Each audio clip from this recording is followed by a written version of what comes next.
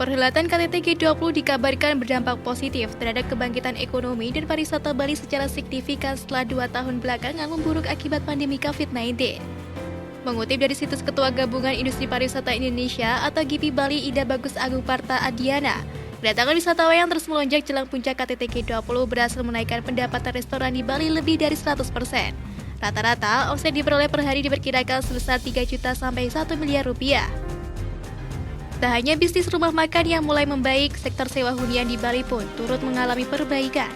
Hal ini pun terbukti dengan meningkatnya permintaan hotel dan villa sebesar 45,96% sejak Agustus 2022. Jumlah ini diprediksi bakal terus merangkak naik seiring mendekati puncak KTT G20 yang akan digelar pada 15 hingga 16 November 2022. Dan situasi ini pun menunjukkan kondisi ekonomi Bali perlahan mulai bangkit dari keterpurukan. Bahkan beberapa daerah unggul seperti Seminyak dan Canggu diduga telah normal kembali seperti saat pandemi COVID-19 belum melanda Bali. Di lain kesempatan, Kepala Perwakilan Bank Indonesia Provinsi Bali Trisno Nugroho mengatakan hal yang sama dengan Ida.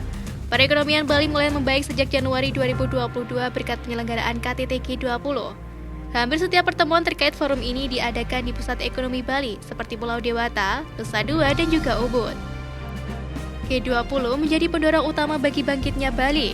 Saat pandemi terjadi, ada banyak bisnis yang tutup, termasuk restoran dan kafe karena sepi pembeli. Jadi mereka atau pemilik usaha harus mengurangi beban biaya.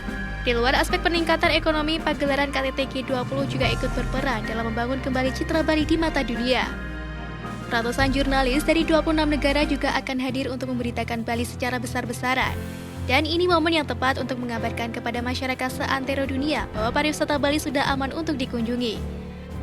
Pandemi COVID-19 memang cukup menghancurkan ekonomi Bali sebagai daerah dengan pendapatan terbesar berasal dari industri pariwisata. Bahkan pertumbuhannya sempat berada di minus 9,31% year on year pada tahun 2020. Kebijakan larang berpergian dan penutupan sejumlah titik keramaian, terutama tempat wisata seakan mematikan ekonomi Bali. Kepala Perwakilan Bank Indonesia di Bali Trisno Nugroho pernah menyampaikan bahwa kedatangan wisatawan domestik dan mancanegara turun sampai 99% pada kuartal pertama 2021. Hanya 384.000 orang yang berkunjung ke Bali, padahal di tahun 2020 jumlahnya sampai 1,21 juta orang. Tak hanya itu, efek pandemi juga meningkatkan angka pengangguran di Bali akibat maraknya pemutusan hubungan kerja. Berbagai cara dilakukan pemerintah untuk kembali menghidupkan perekonomian Bali. Bahkan Menko Investasi Kemaritiman pernah mendorong program pekerja dari Bali bagi aparatur sipil negara.